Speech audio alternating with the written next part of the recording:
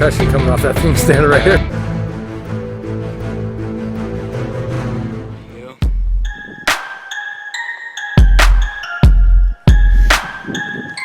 And 40 grain, American Eagle. There she is.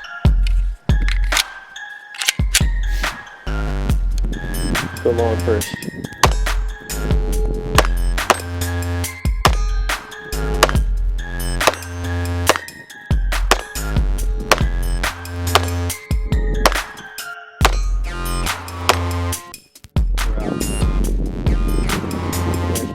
Man. I can't believe how much that has changed in the point of impact. Without the suppressor, man, this thing's knocked down. It's one of the easiest pistols to shoot accurately that I've got for sure.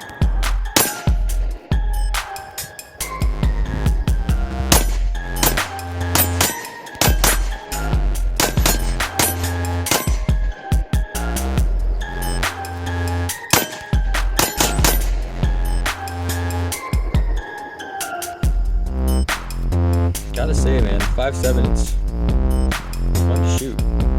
It's very smooth.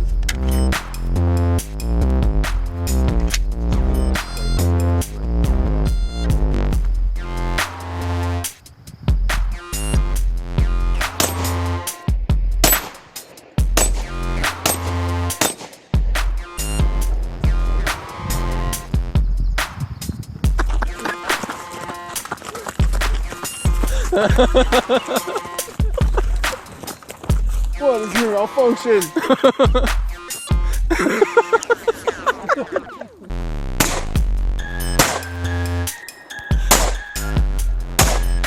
One more. 3, 4.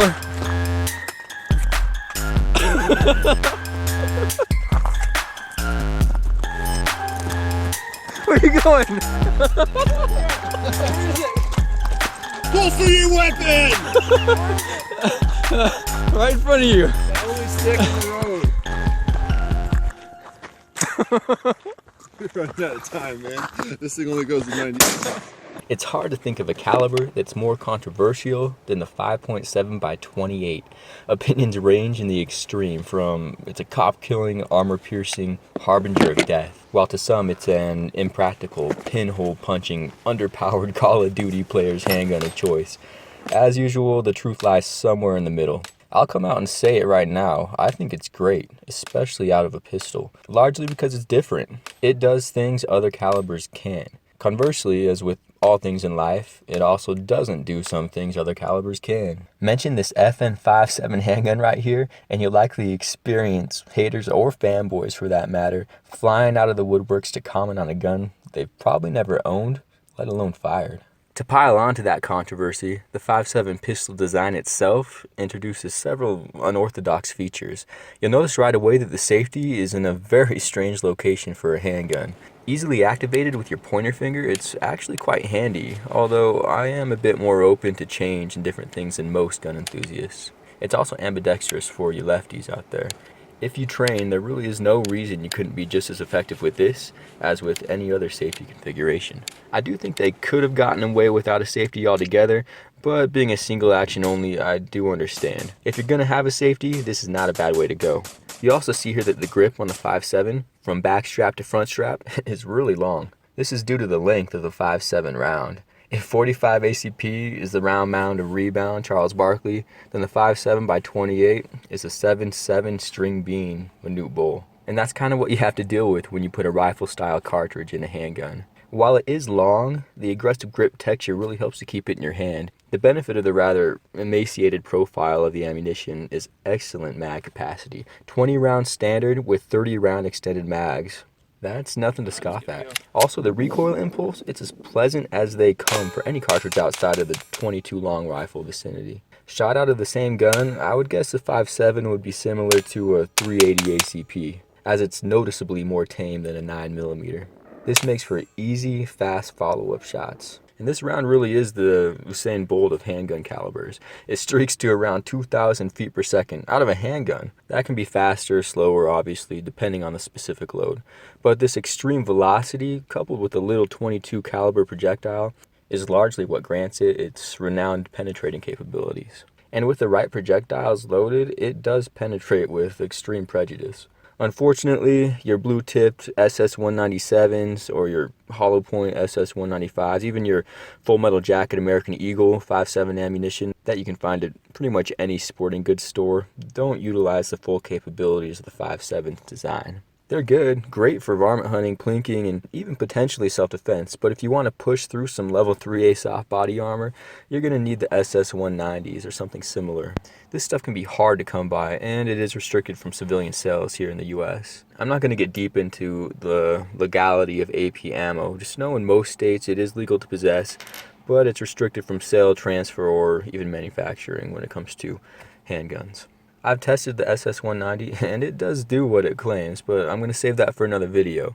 There are other options out there for the 5.7. EliteAmmunition.com is one that I've used that has an excellent range of specialty rounds for self-defense or just fun. For me, a mag full of your favorite rounds designed for penetration, they have some that work just as well as the SS-190s really, and a couple more loaded with your basic SS-197s would be plenty to tackle almost any situation. Yeah, the specialty ammo is expensive, but you only have to buy it one time and then you're going to be prepared if you should need it. And when it comes to plinking with the 5.7, there's no getting around the ammo cost. You're going to pay for it. Another great attribute of the 5.7 round is the ultra flat trajectory and excellent accuracy.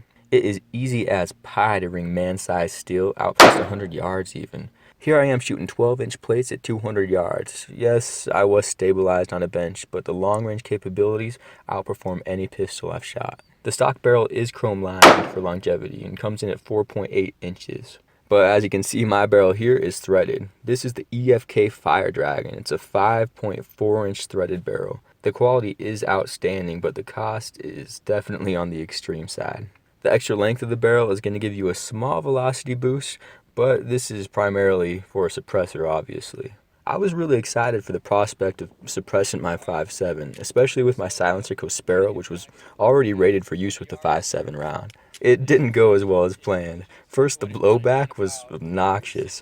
After my first couple of shots, I felt like I had been sandblasted in the face. Yeah, that's probably an overstatement, but it's not just gas that you're getting. You can feel the specks of unburnt powder and grit assaulting you with every press of the trigger. As long as you wear eye protection, this can be overlooked, but then there's the point of impact shift. It's absurd. You'll go from dead center banging steel to 6+ inches low at 15 yards. I've never seen this kind of shift out of a pistol. It may just be that the pressure is a bit much to dissipate in the low capacity of that Sparrow can. But needless to say, shooting the 5.7 suppressed for now is placed on the novelty shelf until I can figure out a workaround for these hindrances. For practical use, I'm going canless. On that practical self-defense note, I do feel this is on the large side for concealed carry. People certainly carry guns this size, but for me, it would be uncomfortable, relegating this to the bedstand or the car. Weight certainly isn't a limitation, however. At only 23 ounces, for its size, that's impressive. You can credit the polymer lower, mags, and steel-coated polymer slide for that. Despite all the plastic, I still get that high-quality vibe from this gun. The Mark II in particular has upgraded aesthetics. They've released it in FDE, which is definitely my style. It's got black controls now instead of gray. They added front serrations, which I also love. And the steel under the slide here is now one piece instead of two pieces welded together for extra durability. The slide dimensions of the Mark II are slightly different, just enough to cause incompatibility with USG hard holsters, just as a side note. The sights are windage and elevation adjustable, which is great. There are a couple options for night sights out there, but you're going to pay outrageous prices for them at this point. The stock sights are alright, but I would definitely go for an upgrade if more options become available. Accessories are easily mounted via the standard 1913 rail here on the bottom, as you would expect. Although the safety is ambi, the slide release is left side only, as is the mag release, although that is reversible.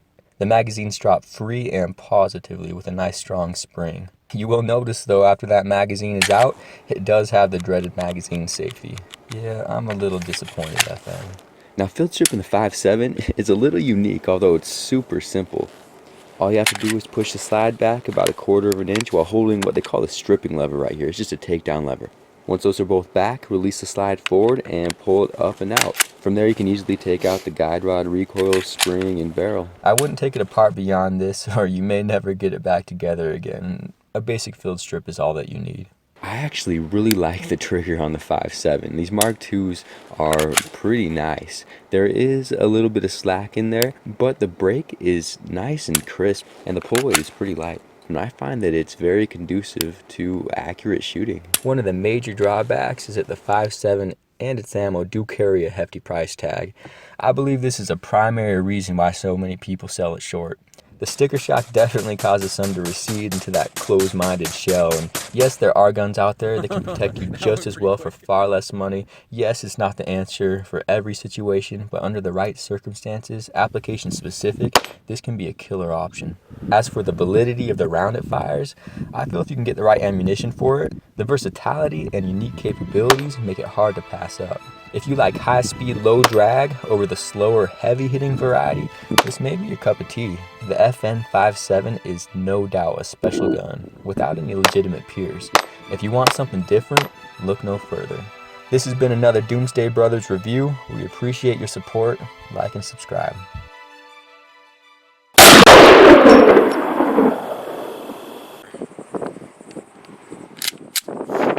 Alright, let's do it suppressed. I'm about to eat a bunch of gravel.